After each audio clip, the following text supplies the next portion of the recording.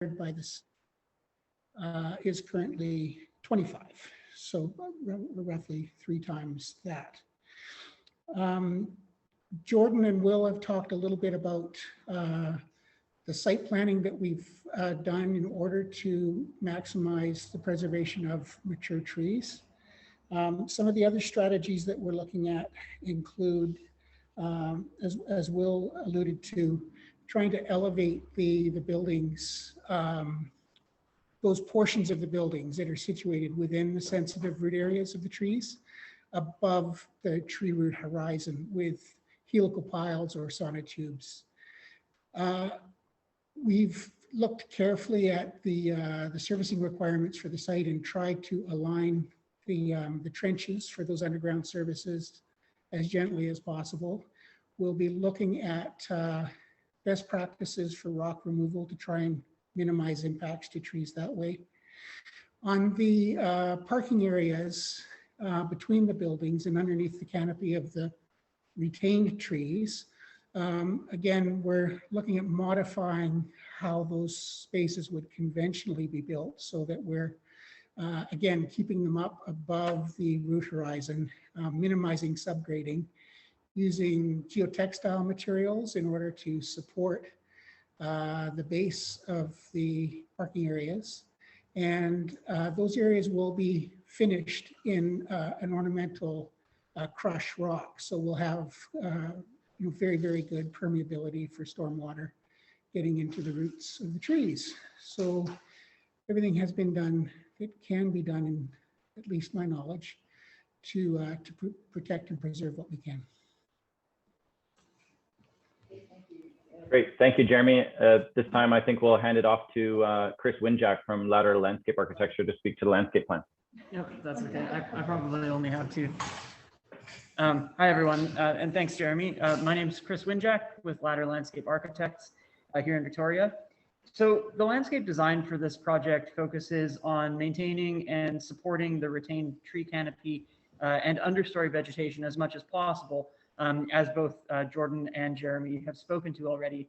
In addition to that, we're also trying to augment it with new planting in the disturbed areas of the site. So new planting is being focused primarily in the areas directly surrounding the new townhome buildings, and with additional planted areas running alongside the driveway that runs into the site from Foul Bay Road. As Jeremy mentioned, we have 29 proposed trees total.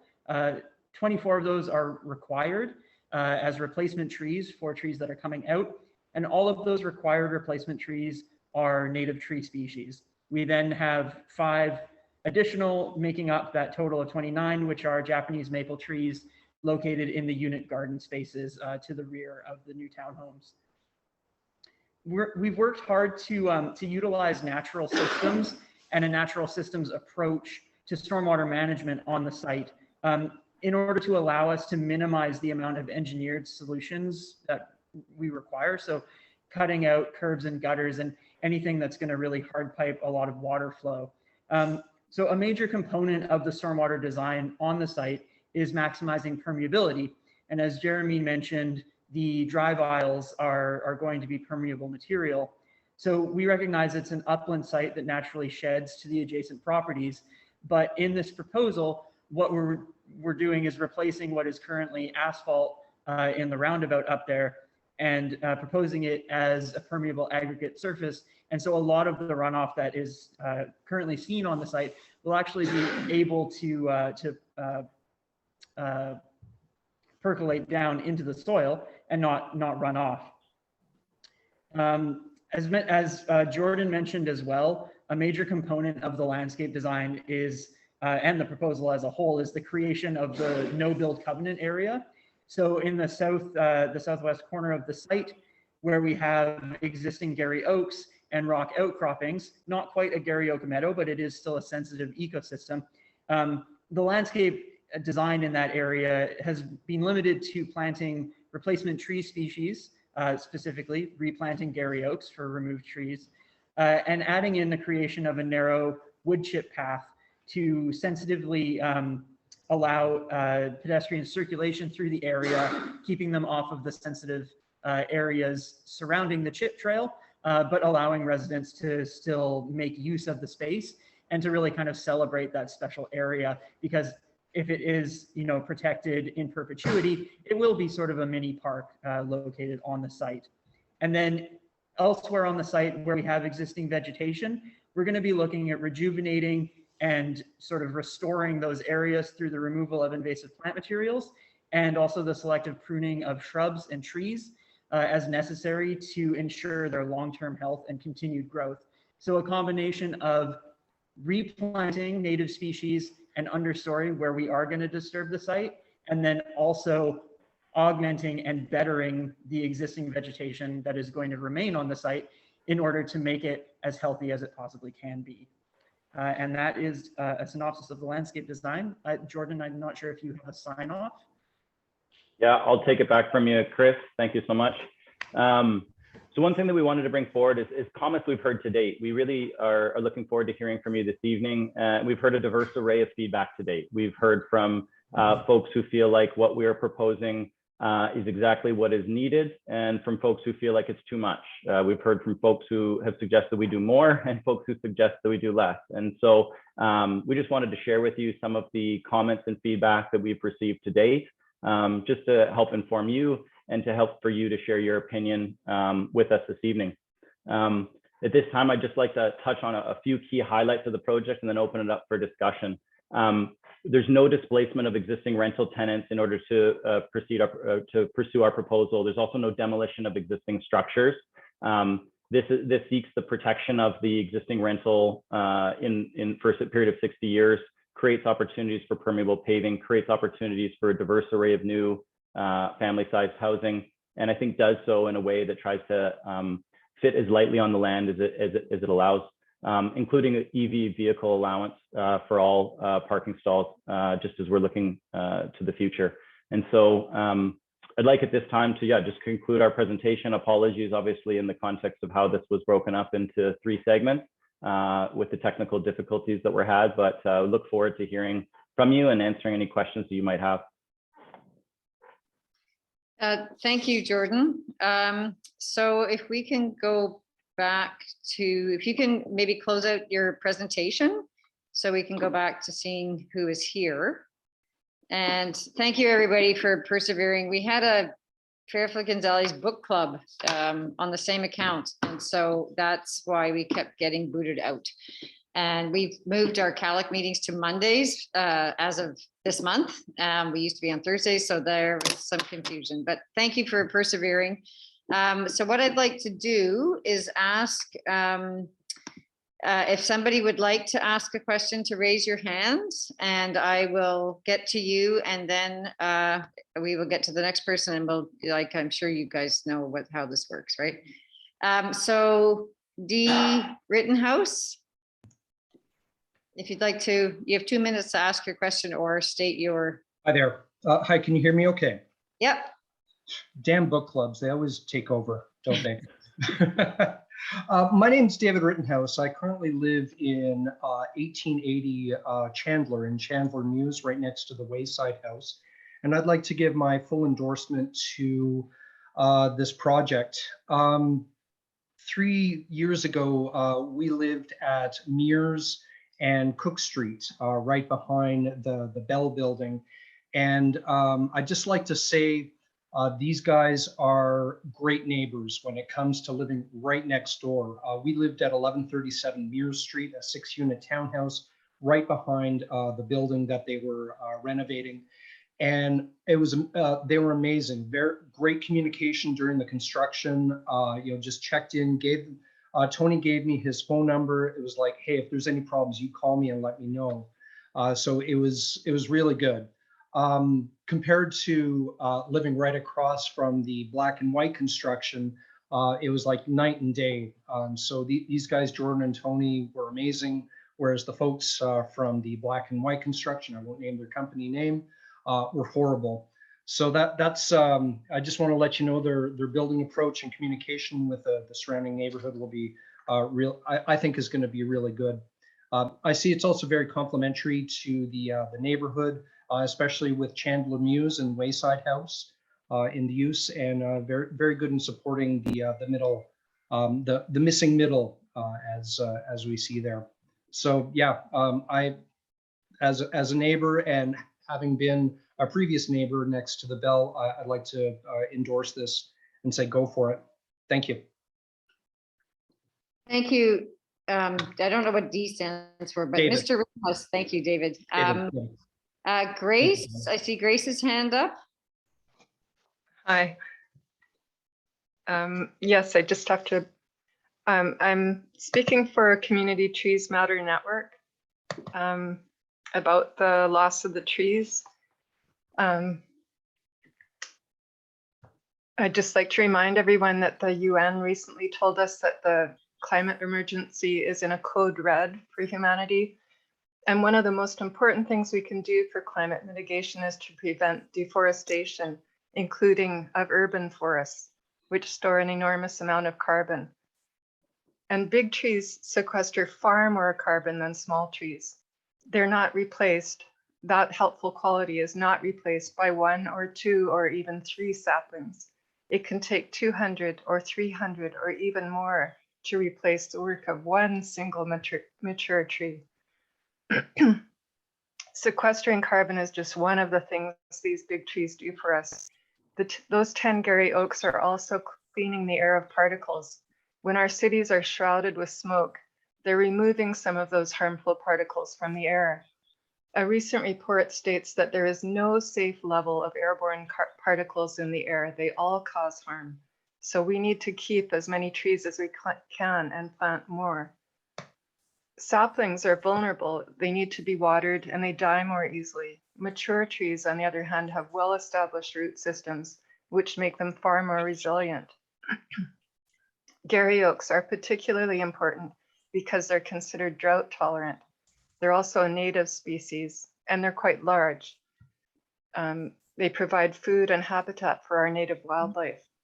Replacement trees are quite often a smaller species that will never grow big enough to replace these trees. And when they're exotic species, they don't help so much to help sustain local insects, birds, and wildlife. We have lost about, North America has lost about 3 billion birds, or 1/4 of the population, and part of that is due to losing habitat. Large trees also cool the air, and this 10 is seconds, please, Grace. increasingly important in the extreme heat we saw this past summer. I can leave it there, but I just want to say that urban forests are becoming ever more important, and mature trees are irreplaceable for the health and well-being of people in our communities. Thank you for listening. Thank you, Grace. Would you like to speak to that? I don't mind speaking to that, Joanna. Thank you, Grace, for your comment. We fully understand the implications, and everything is about trade-offs, and we are not excited about the removal of trees, and have worked quite diligently to try and minimize the amount of tree loss and to ensure that the minority of the trees on the site. But as well, there would be some tree loss, obviously, associated with our application. We're trying to balance off, obviously, the housing crisis that we're in and the need for housing specifically as well within the context of this neighborhood. And obviously, everybody will weight things differently in terms of that housing comparative to the existing trees. But we appreciate your participation and take note of your comments. Thank you, Jordan. I'm just going to read a couple of the questions that are in the chat because I'm presuming it should be addressed. And so we've got a question here, well, a comment. Missing middle housing is currently being proposed at 7.5 meters with 70% top floor coverage. You are proposing 33.6 meters. 3 stories is being suggested for corner lots only.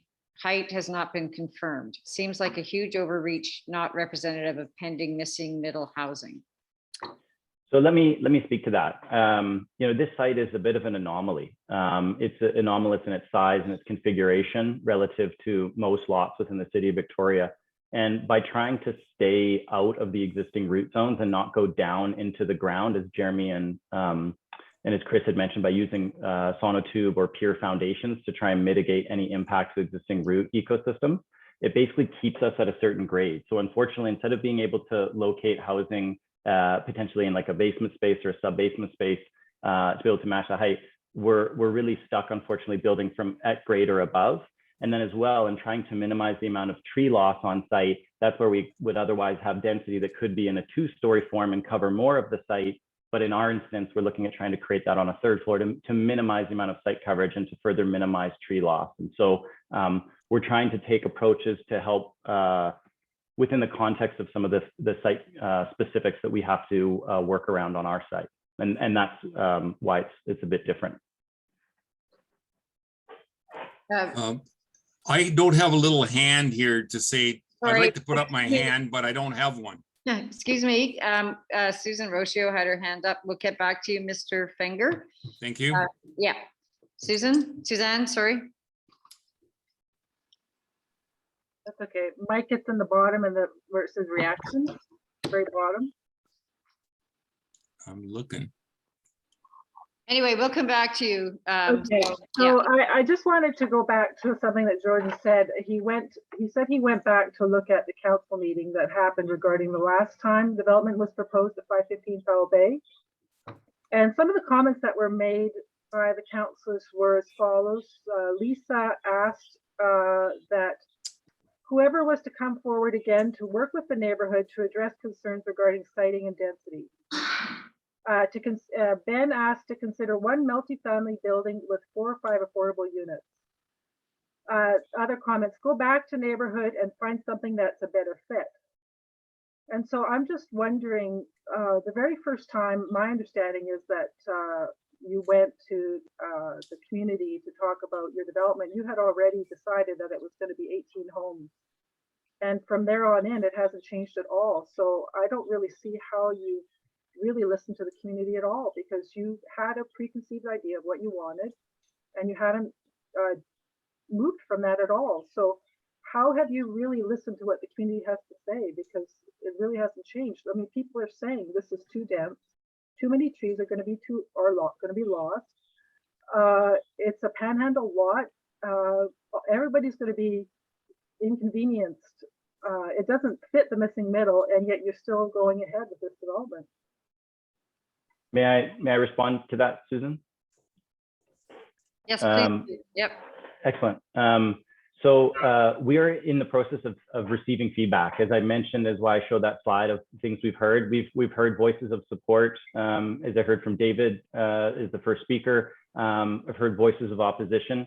We're trying to get as much of a dialogue going with a broad cross section of our community in order to be able to understand how we make potential changes going forward. So what we have shown before you tonight is not without potentially being amended going forward. But instead of making changes based on the consultation done today, part of this meeting, as Joanna outlined at the beginning, is in order to be able to hear further, to be able to inform further. And so we've undertaken additional consultation at the forefront of this that is above and beyond what would be typical. And we've done that to try and broaden the amount of voices that we can hear from. So after this evening, we'll be taking into consideration everything that we've heard to date in order to inform any potential changes that may be made. Thank you, Jordan. Mike Finger? Oh, thank you. Yeah, I'm really looking for this little hand and I just can't see it. So apologies for that. So hello again, Jordan and gang. You've heard from us before, and we are concerned about your development. I'm Suzanne, just so you understand, in the pictures that you saw, I am the neighbor who is at the bottom of the driveway and shares common services with the 515 development. So I've had to engage a lawyer to advise me, as I did have to engage a lawyer before when dealing with alpha developments. And so, you know, we would like to see densification. We're not against that at all. But there are some worrying aspects of 22 parking spots, 3-story buildings that are so far out of compliance with the panhandle lot regulation that it boggles the mind, because alpha And we worked with Alpha, the developer, before, and we came to an agreement with them. However, even after that, and after supporting Fred Rouhani, at the end of the day, City Hall turned it down. And so it is really unclear, and this is going to be a question for you, Jordan. It's really unclear when you say you have listened and learned from the development and that was on the books before. I'm not sure what you learned, because the Panhandle lot says 1 story and, you know, so on and so forth. And we'd all be happy with that. And we're happy for even more than Fred proposed. But you've gone what I think is to be very much beyond the pale of what is ever intended. And the reason the Panhandle lot, and I think Kellick knows this, the reason the Panhandle lot regulation even exists is because Panhandle lots affect a lot of neighbors. And I'm one of those neighbors, but I'm not the only neighbor. So all the neighbors are going to be heavily affected. You have stated very clearly that you are a for-profit development company. And I know you're putting a very good spin on this as meeting the middle, or the missing middle, or whatever you want to call it. However, I think when you look at this neighborhood and what it can tolerate, not the neighbors, the ecosystems, what they can tolerate, 3-story buildings pushed into the canopy of the Gary Oaks. And I'm getting, you know, other advice from ecologists on this, is probably a little more than the ecosystem can bear. Seconds, Mike, please. You're going to cut me off there, Joanne? Yes, I am. You're over your 2 minutes. Thank you. Thank you, Mike. Jordan, would you like to comment, or anybody? Yeah, we've met with Mike and we've heard from Mike. One clarification I'd like to make, Mike referenced his engagement of a lawyer. We have an easement that runs over Mike's property, and Mike does not have a reciprocal easement running over our property, but currently accesses our property to get into his parking. And so it's a matter relative to easements for access, of which we're happy to work with Mike in order to rectify the existing anomaly relative to his title for access. So I just want to make that clarification. And Mike, I understand your concerns. I've heard from you and appreciate that. And it certainly will be taken into consideration in terms of any changes we might make. Thank you, Jordan. Can I respond to that? Quickly, yes, we have some other questions. So if the legal opinion is that 515 may not have access. They may have services access. And so in some ways that may mean a change in the plan for 515. They may have to put their driveway into their panhandle if I don't give them the right to continue to use the existing driveway. Do you understand that? Yeah, Mike, we have a right of way in that easement. So, I mean, this is obviously a more private discussion that we can take offline. That's not specific to this conversation, but that's not my understanding. Our easement says a right of way. So anyways, we probably can make more productive use of everybody else's time. Thank you. Okay, and yes, please do continue the conversation. We have another question here. Mention of using sonotubes, etc., to raise structures over CRZ. Sorry, this is beyond my understanding. How do root systems receive water? So would you like to speak to that? Yep. We're asking our arborist. Jeremy.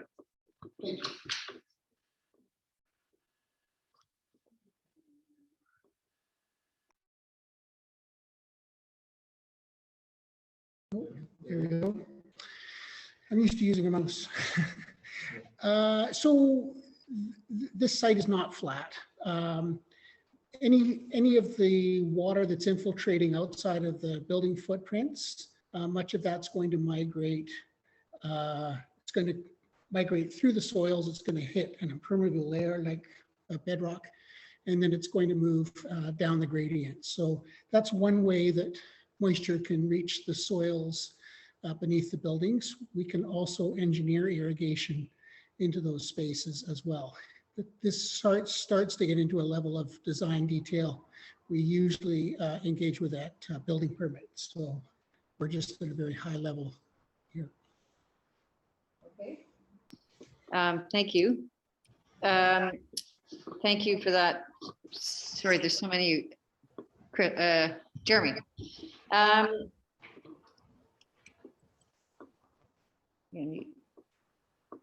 So we did have another question. I think it's been answered, but we have a question.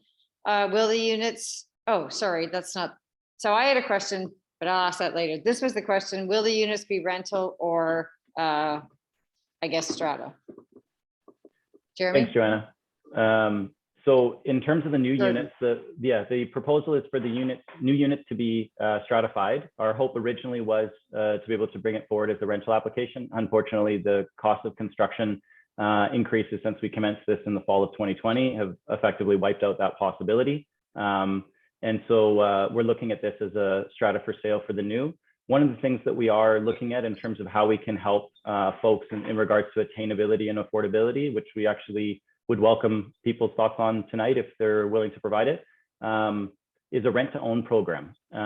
City of North Vancouver has sort of been pioneering this, and really the idea is to help folks who do not have enough of a down payment to be able to get into the neighborhood, who otherwise could afford the mortgage, but just unfortunately haven't had the opportunity to have tens of thousands, if not $100,000 plus dollars available to them in order to be able to purchase. And so in that program, the idea is that for a 2-year period after completion, the tenant would, or the purchaser would rent the unit at market rent, and 100% of that market rent would be credited towards their down payment. And we as the project would subsidize that as part of our contribution. And so we're hopeful that gets some families that would be well fitting into the neighborhood, but otherwise just don't have that economic means, the ability to be able to do so. Thank you. I'll ask this question now. Usually we wait till the end, but it has the same sort of feel to it. Did I hear you say that in the main house, the rental units that are currently in the main house will be remain rental for 60 years? Correct. So 60? right, 60. So right now the existing rental units are not secure and at risk, and so we were proposing to protect the existing rental without having to displace any of the existing tenants as part of our application, which is a nice, obviously feature, no displacement and no demolition of existing structures. Thank you. Anybody in the room have a question? Or any of the two? No. Are there further questions, Monique? Sean? Okay, so Monique, would you like to, actually, you just asked a question. Like, can we go to Sean first? I'll come back to you. Hello. Yep. Oh, here, let me just change my lighting so it's a little bit better. So yes, thank you, Jordan and Calec for putting this opportunity for us to take a look at things and to have some dialogue around this. At this point, we cannot really move forward with support for the project, primarily because we believe that the fit in terms of density and environmental sustainability of the urban forests are not being reflected in what current thinking is today in climate change and land management. Furthermore, the 26 proposed parking spaces and the slightly kludgy way of accessing the property by a car, meaning that all cars must go to the very top, do a 2-point turn, and then come down, possibly meeting other cars on their way up to the top. That said, with the 23 homes that are intended to be there, based on what we've seen here, we would expect to see 40 to 60 visits by cars each day, passing through our current fairly private yard, as well as we're seeing anywhere from 1 to 3 delivered vehicles, often quite large, which in the past actually in the 5 years we've been here, I've seen them actually destroy most of the canopy that was close to the driveway. And many of the beautiful arbutus trees that were there were ruined to a point where they had to be completely removed. But nonetheless, the increase in traffic, the density, the height, for us personally is quite alarming, because essentially it's putting a 35-foot wall on our back adjacent property line. You know, granted, they're not putting in windows or any kind of way for the occupants to look at us. We will be having to look at a giant wall for the rest of our time here.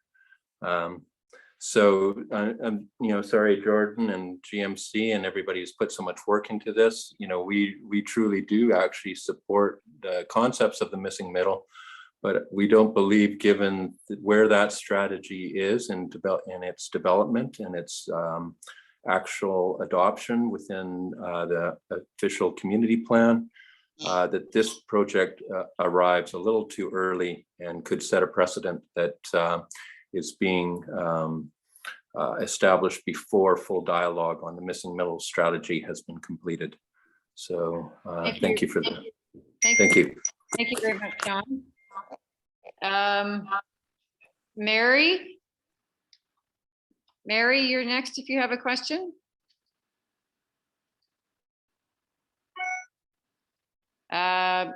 Maybe Mary's taking a break. Peter Nadler. Hi.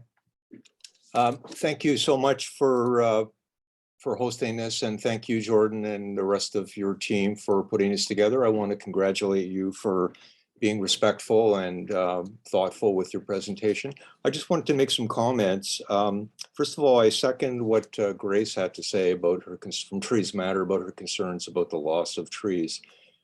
Just from having a preliminary look at your proposal, it looks like 24 protected trees are being removed, and a lot of mature trees are coming out, and I think that's significant, and I would have liked to see something more balanced. I also share Suzanne Rilto's concern about engagement with the community, and I take to heart what you had to say, Jordan, about this just being a preliminary proposal, and you're wanting to hear some feedback, and you'll take that into consideration. I hope that's the case. This particular property is a panhandle property in the Queen Anne Heights, and it's a very unique piece of property in a very unique area. And I think a balanced or a proposal that is respectful to that and in keeping with the character of that would be appreciated.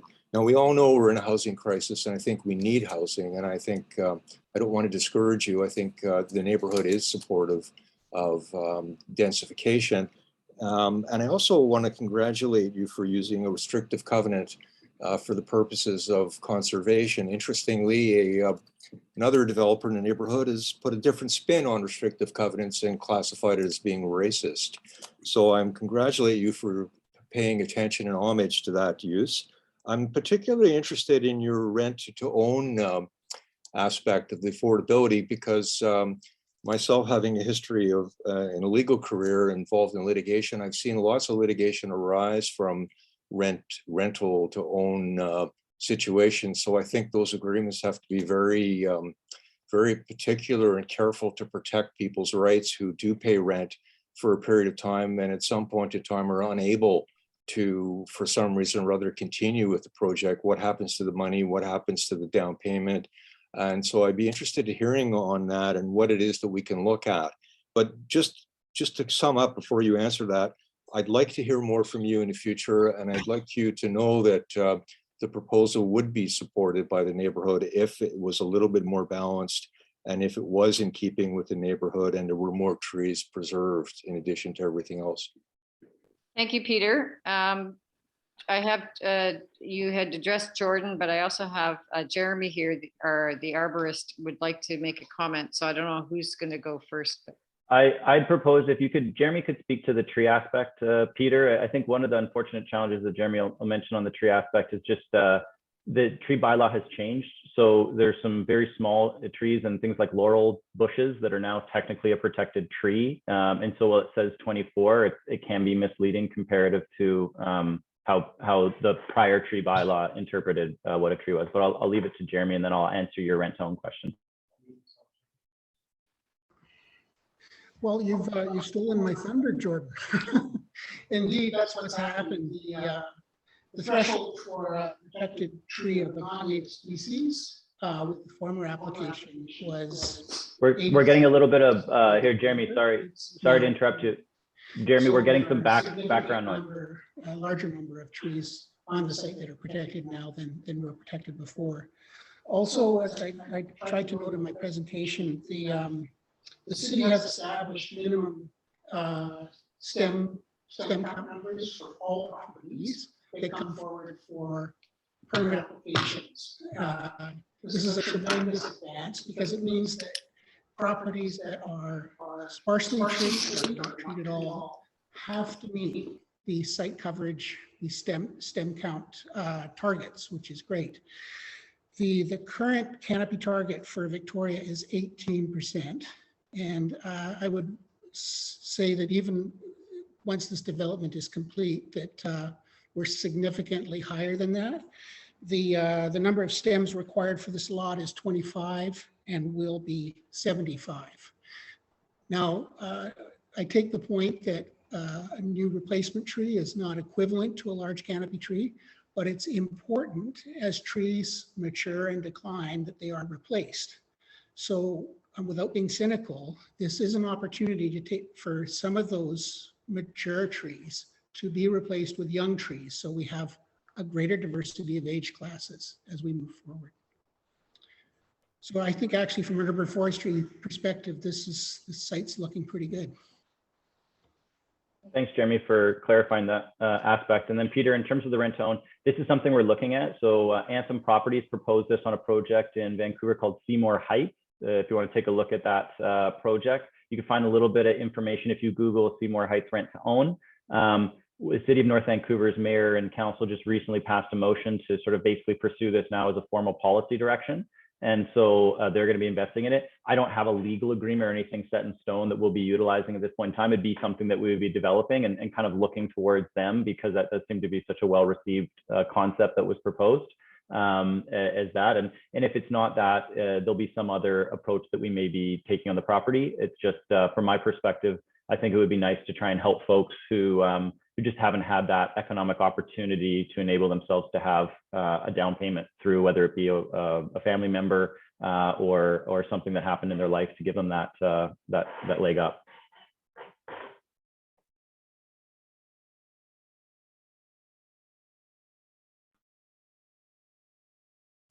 Joanna, you're muted. This is the first time I get to do that today. Yeah, sorry. You couldn't even see my lips moving. How did you know I was talking?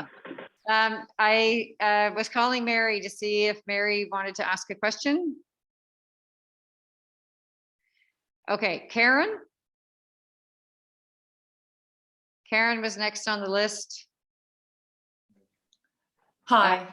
Okay. I'm an adjacent neighbor, and I, as Jordan is probably not surprised by it, I am not in support of what's being proposed here. I'm concerned about the loss of the number of trees, many of which are significant trees, including some absolutely massive Gary oaks that are part of the contiguous Gary oak forest that is not only on this property, but on our neighboring properties in Gonzales Hill, Labkazi Gardens, etc. So I think 18 stacked townhouses is too much mass and density. And while the site itself is a large one, these units are crammed kind of in the top, I guess, north-southeast corner of the property. 3 stories is very high with a peaked roof. And in addition to the trees that will be taken out, there's likely to be some impact on the tree canopy that others pointed out. And kind of in that whole area, that which is not going to be covered with townhouses is going to be covered up with parking spaces. So it's a pretty dense coverage. I don't think that this in any way does address the concerns of the neighbors and council from the prior failed application. The concerns that were paramount then were the loss of trees, the density, siting, and impact on neighbors. And this proposal actually is considerably worse in many, in fact, most respects than that. The previous proposal was 2 stories, flat roof. This is 3 stories, peaked roof, etc. What's being proposed far exceeds what's permitted by the OCP, by the Gonzales neighborhood plan, by the Panhandle lot regulation, and in fact exceeds what's being contemplated under the missing middle, despite the fact that's not yet the city's policy. So I think it is possible to build some additional multi-unit housing on this site, but there needs to be far less units and lower in height to respect the trees, the topography of the site in relation to its neighbors, and just you know, given its nature as a panhandle lot. So one of the key things that council said to the prior applicant, the mayor plus various councils said, was to work with neighbors. And this is the 5th meeting that I've attended, including on-site and Zoom meetings. And I've seen the same proposal at every one with no changes in response to the concerns that neighbors have brought forward. So I would just point out that there's a big difference between engaging and actually working with neighbors. So hopefully GMC intends to actually try to work with the neighbors. So Thank you, Karen. thank you. Thank you. Virginia, you have your hand up. Back to Mary. Back to Virginia. No, okay. Anybody else? Hi, Sorry. I'm here. I just had to unmute. Okay, is this Virginia? Yes, it is. Okay, thank you. So just working on this machine. I would like to say that although the proposal looks good, it doesn't work for us. We're going to have 14 units on our property line, and we were told that the setback would be honored. But then I found out that the decks also have rules, and those decks are going to be in the setbacks. And 2 of those decks have living rooms underneath them. So this is a problem for us, as well as the other things that were mentioned of tree removal. Our trees will suffer, I believe, over time from the removal of the trees there. And I also believe that the trees that are left will also be suffering. I have several questions. The first one is, what is CT zoning, and is it site specific? The second one is, what does tree habitat conflicts mean on the tree master plan, management plan? And I just believe this property has too much density. Thank you, Virginia. Jordan, would you like to? Yeah, I'll answer the CD zoning piece, and then I'll let Jeremy explain if that's possible, the tree habitat conflict for you, Virginia. Okay. Thank you for joining us again this evening. So CD zoning is comprehensive development zoning, so it's site specific. So we'd have a CD numbers, whatever the number is going in the city at the moment, and it would be specific to the property, and so it would not be a zone. It'd not be a standard zone that we would be rezoning to within an existing a zoning bylaw. Okay. And Jeremy, can you answer the tree habitat conflict zone? It's nice to hear your voice again. The purpose of those habitat conflict areas on the plan was part of a design process. So what I've done is indicated where we've got building elements that are over the top of sensitive areas. And the purpose of that is to pay attention when we're designing the project to do what we can to ameliorate those conflicts. And we've gone quite a distance to doing that with the strategies that I've already laid out today. So we're maintaining ecological function within all of those areas. But the first thing we needed to do was identify them. Thank you. I see. Thank you. Bob, I see your hand up. Yes, I actually forwarded this question, but never know whether they're going to end up in Zoom meetings. But Jeremy, did I understand you to say that the heritage designation on the existing home is subject to the availability of insurance? And my comment would be there's probably a couple of hundred designated homes on the heritage registry in Victoria. Why, if I am correct, is this an issue? And Yeah, if you're not going to do the designation, then the whole proposal is somewhat invalid, I would suggest. So I don't understand how this could be up in the air. So let me answer that for you. So there's two aspects of the insurance that have to be looked at. We've spoken with heritage staff about this at length in terms of in the event that a heritage preservation bylaw was not something to be utilized, is there another type of covenant that could be placed on the property to provide, whether it be like a design restriction or other types of protection. Really, the issue from an insurance perspective comes in under the building code. And so you may be familiar in Saanich, back in, I believe it was January of 2020, there was a fire in a building called the Spencer Manor. And the challenge right now within the context of how these preservation bylaws work is that if a building suffers a catastrophic event, such as a fire or a flood or an earthquake, and it's damaged beyond about 30% of its existing structure, it is required to be brought up to current building code standards. However, in the existing heritage preservation bylaws, I believe it's around 50% to 60% of the building has to be damaged in order to demolish the heritage building.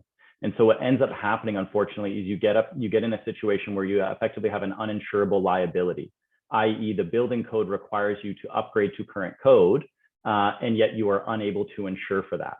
And the challenge really on a building like this, as consistent with Spencer Manor, is that it has a stone foundation. And so in the case of the Spencer Manor, they can't remove that stone foundation and put in a proper concrete structural foundation. They actually have to cantilever everything with steel on the inside of that structure. And it has created a 7-figure uninsurable liability for them. And that's really the issue, is we can't get ourselves into a situation under which we have a significant uninsurable liability.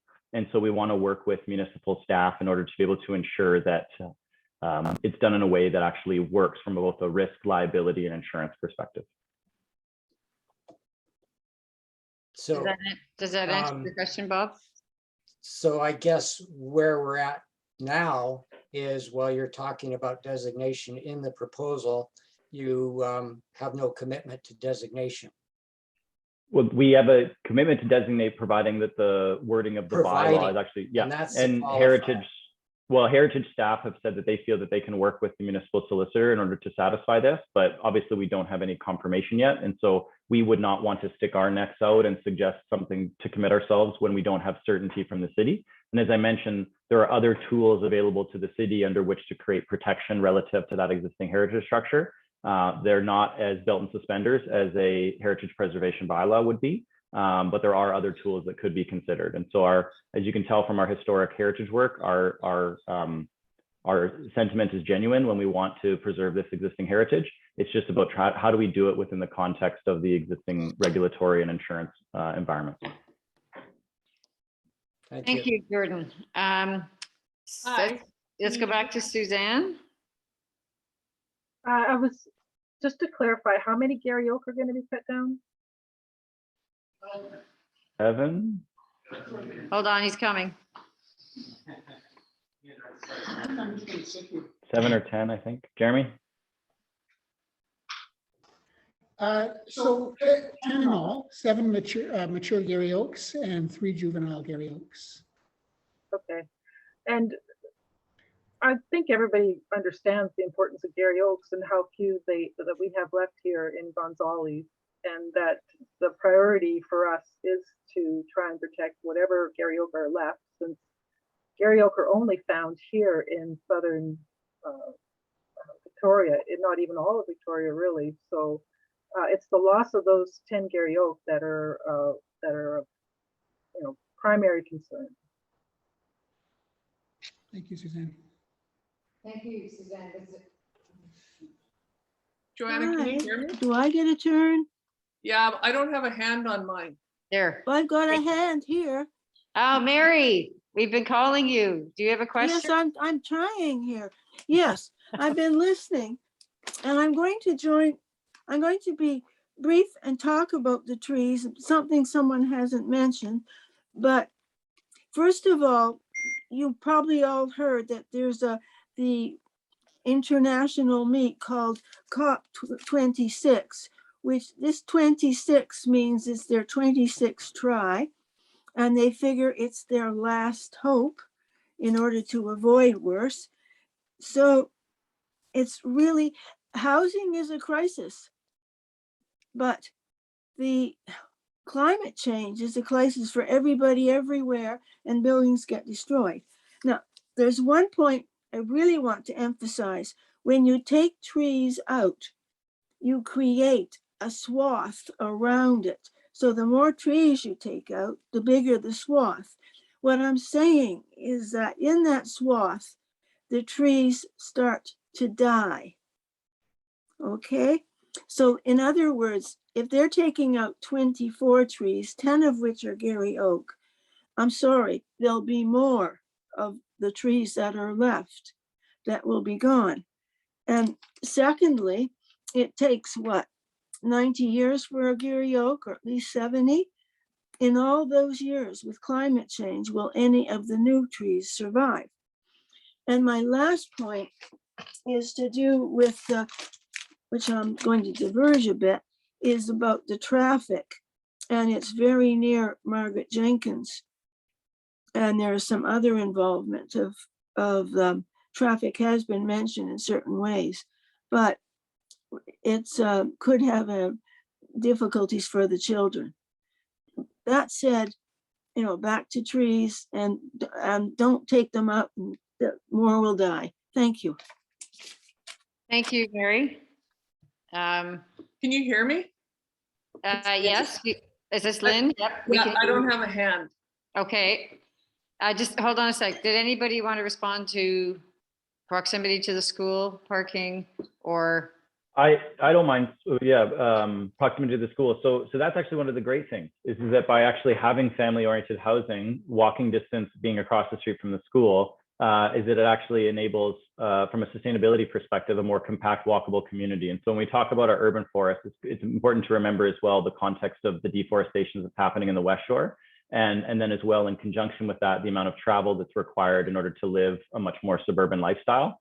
And so by creating, this is trying to find that balance. I recognize that some folks will not want to see any trees lost on the property at all, and that might be their the only thing that satisfies them. But we're trying to find balance between trying to provide that housing in as gentle a way possible, while creating opportunities for folks to live a more compact lifestyle as opposed to having to rely upon their car for all services. So that's what I guess I could respond to Mary with. Okay, thank you, Jordan. Lynn? Hi, can you hear me? Yep.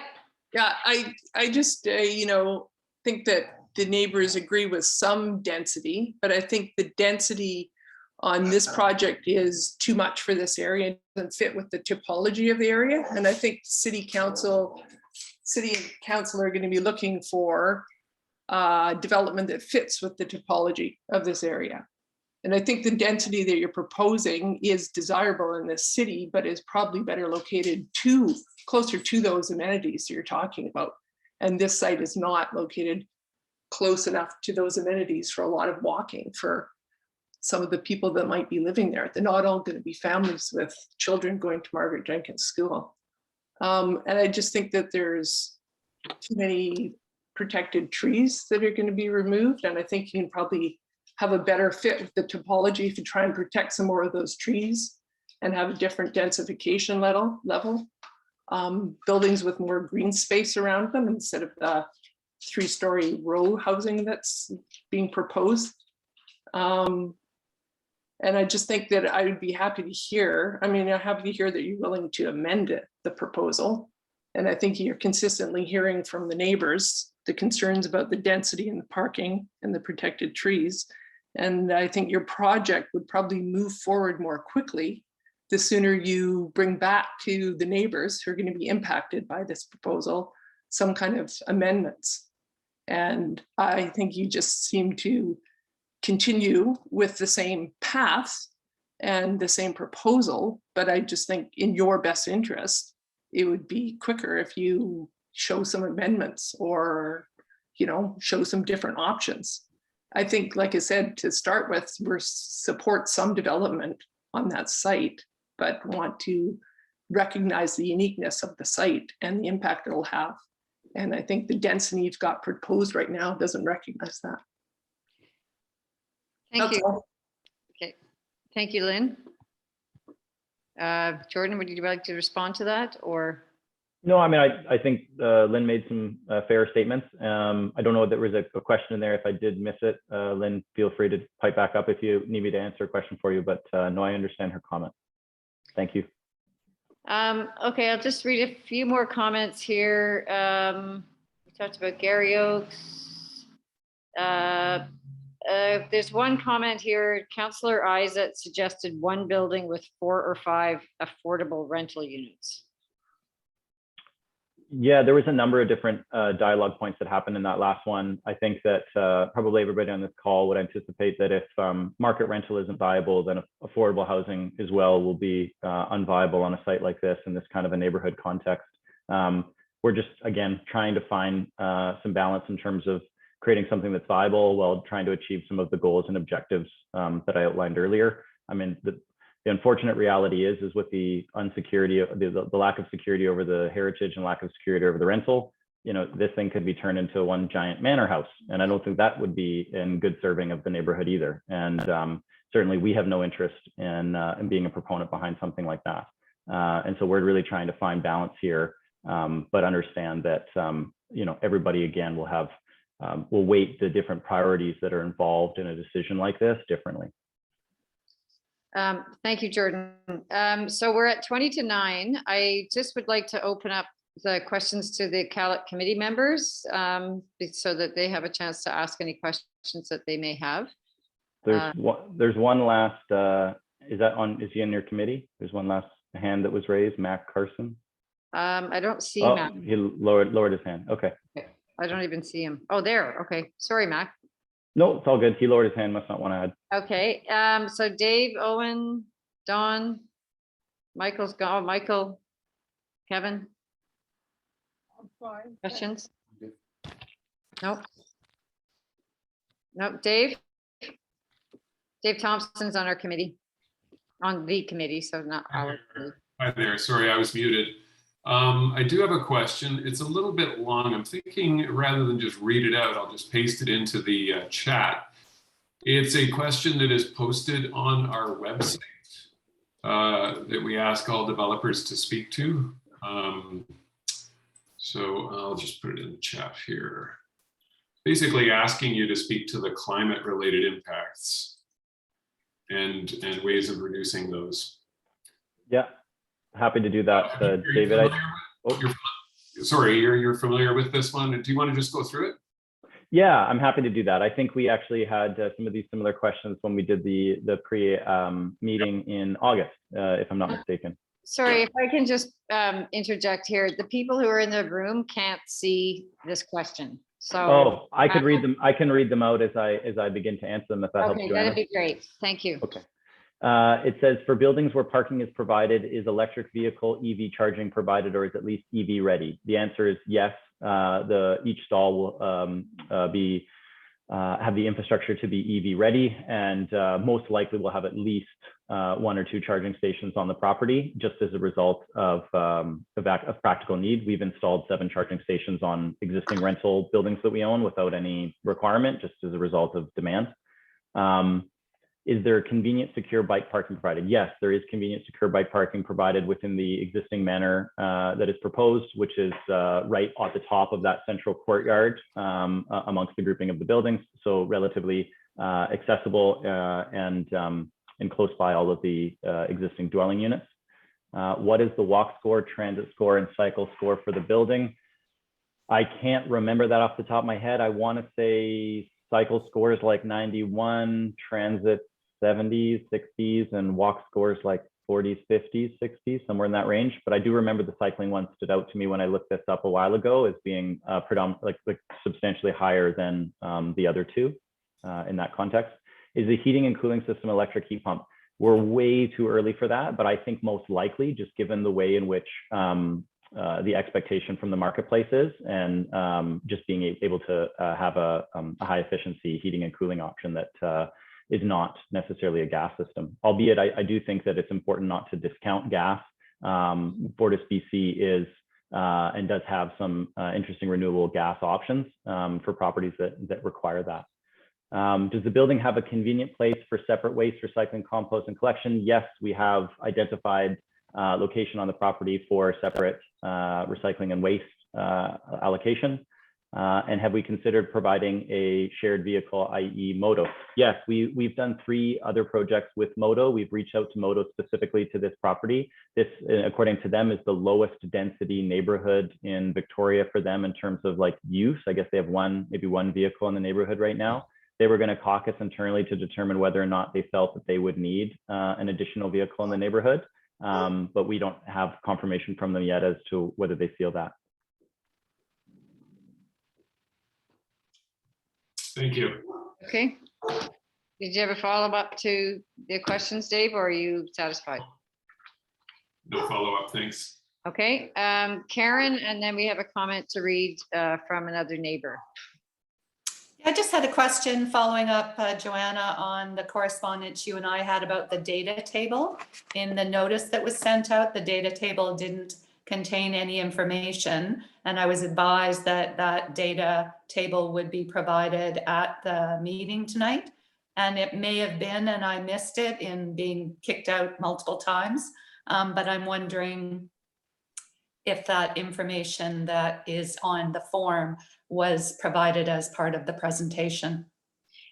It is a combination of things on the presentation, Karen. I can share my screen and go back to it. So in terms of density and site coverage, building height, that's all established on that one existing versus proposed that I went through.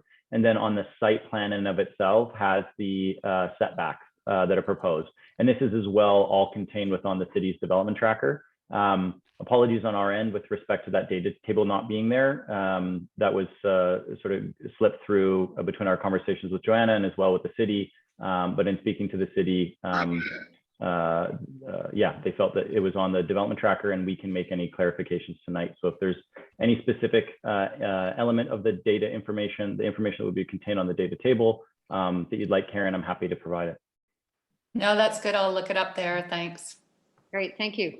I'm just going to read a couple here from another neighbor. We feel that essentially a new suburb of 18 residences at the expense of a number of mature trees and which outputs along a narrow road to immediately adjacent to Margaret Jenkins is too much for the immediate neighborhood. One other question here. At the previous meeting, there was a mention of a play area for children. Afterwards, when I looked at the area on your map, it seemed to be rocky and sloped. How is this small area and this topography going to accommodate 18 families? Yeah, so thank you. So in the context of the question, how is this area going to accommodate 18 families? So it's a natural landscape area, right? When you go to Beacon Hill Park, if you take your kids to Beacon Hill Park, that's one of the beautiful things is instead of it just being a formal play structure, there's all these natural landscaped areas. And so as was shown on the landscape plan, there are those natural rock outcroppings, the existing chip trail that runs through it. We have existing tenants in that existing manor home. There's 2 young girls that live with their guardian in the home, and they take their dogs for a walk through that area. It is 25% of the site area, and this is a 1.2 acre site. So I think it's over, if I'm not mistaken, it's over 12 or 13,000 square feet in terms of that area. And then as well, because we're across the street from Margaret Jenkins, for that formal play structure type environment, obviously we are located with the benefit of having that in close proximity. So I think it's kind of nice. You get this context of a natural play landscape, and then as well, the more formal child play structures that would be located on the elementary school. Thank you, Jordan. It's almost 10 to 9, and we actually do have to be out of the building by 9 o'clock. And we have some things that we have to take down from this setup. So Virginia, I can give you the last question if you can be brief, please. Right. On I was reading about multi-unit guidelines for residences, and it says that safe movement of pedestrians should be prioritized above all other modes of transportation. And I do want to emphasize that there are going to be a lot of cars going up and down the driveway, and there's no sidewalks.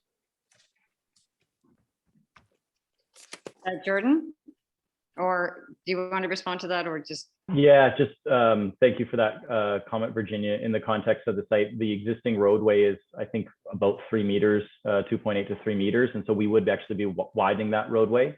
To put in a sidewalk within that context as well creates some pinch points. And so we're looking at, obviously, the safe maneuverability of everybody on site. And that's something that we've asked Watt Engineering, our transportation engineer, to look at in terms of we can ensure that people can maneuver on the site, both vehicles, cyclists, and pedestrians in a safe fashion. Thank you, Jordan. So we've covered a lot of grounds, talked about climate change and trees, traffic with the cars, proximity to the school being that was a concern for somebody, but it was also walkability for families, tree removal, Gary Oaks, the idea of rent to own, which is something that's being considered possibly. Also, we had the concerns that it doesn't address the concerns from the last time.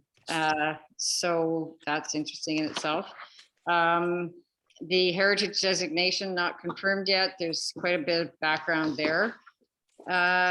So lots to still be considered. As I suggested at the beginning, the process is all on the development tracker. You can go to various meetings at the city that the applicant will be involved with. Some of them you can participate, some of them you just are there as a member of the community to listen. But when it does get to the public hearing, which could be many months away, then you are able to go and either provide a video link, or you can go and ask a question. I hope this has been a good evening for everybody, and that you've been able to get your questions asked and your potentially the answers. On the development tracker, there is the phone number for the applicant. I think it might be directly to you, to Richard. So you are also able to contact and have conversations, one-off conversations if you'd like. So we hope you've had a good exchange of information this evening. And if there's nothing else, I would like to call this meeting to a close. Jordan, would you like some last words on behalf of your application? Yeah, just thanks to everybody who participated this evening. We really do appreciate it. We're going to take all the comments that we've heard to date, take it into consideration, determine what potential next steps and amendments might be involved. Great. Well, thank you, everybody. And from everybody here in the room, which I think you can see their heads. Thanks for making our combined meeting successful. It will be much smoother next month. We do have potentially 3 applications that we're looking at on November 22nd, and information will be out on the website and on Facebook, Fairfield Gonzalez Local Next Door, however we can get the information out. But we will be having a meeting on the 22nd of November. Thank you, everybody. Have a good evening.